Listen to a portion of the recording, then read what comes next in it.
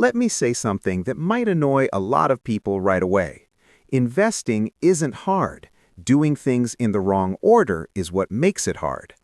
I constantly see people obsessing over stocks, crypto, and the next big opportunity while they're quietly losing money every single month to things like credit card interest, zero savings, and bad tax decisions.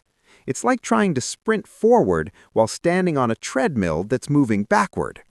If you actually want your money to start working for you instead of fighting against you, this video is for you.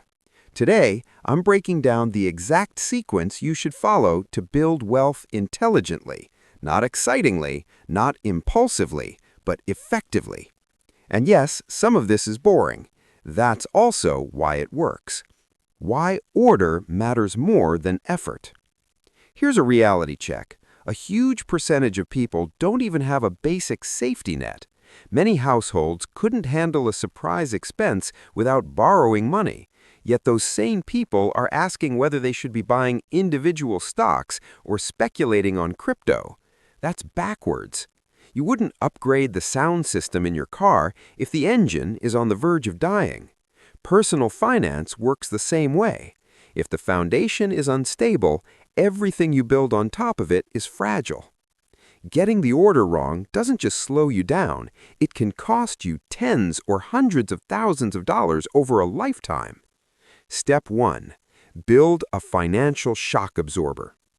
Before investing a single dollar, you need cash that protects you from life happening.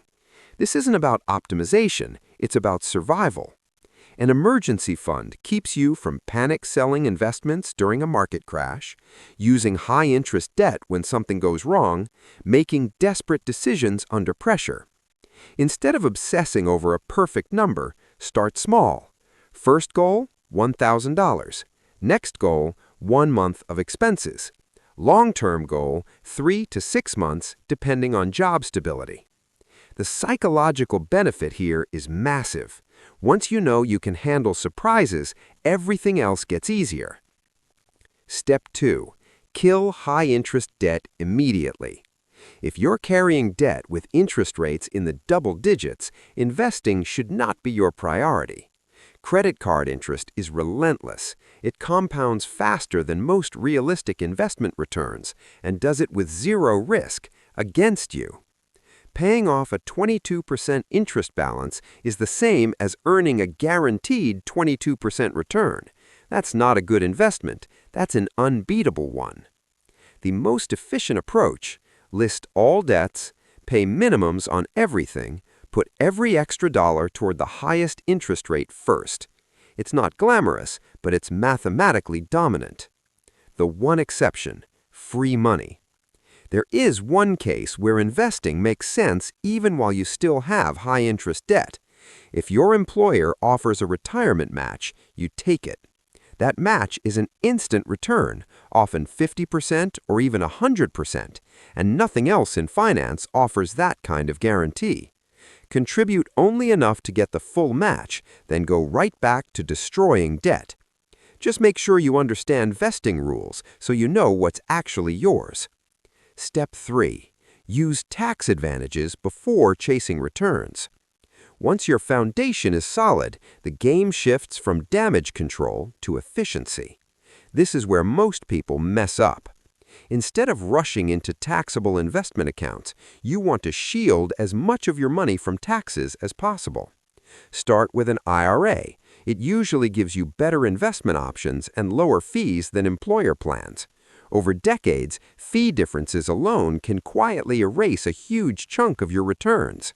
After that, increase retirement contributions through your workplace plan beyond the match. Traditional or Roth. That depends on whether you expect your taxes to be higher now or later, and if you're unsure, splitting between both creates flexibility. The secret weapon most people ignore.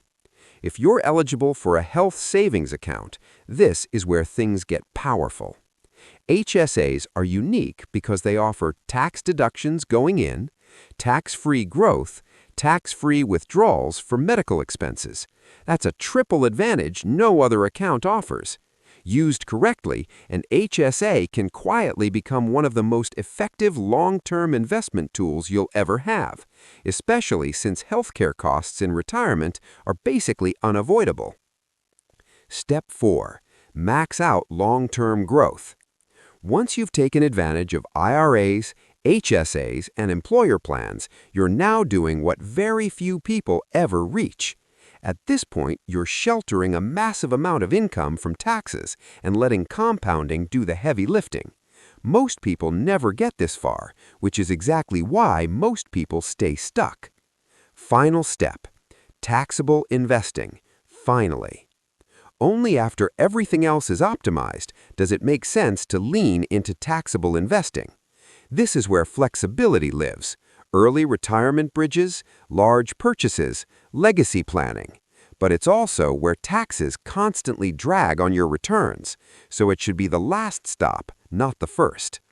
The real takeaway: wealth isn't built by picking winners, it's built by avoiding mistakes in the right order.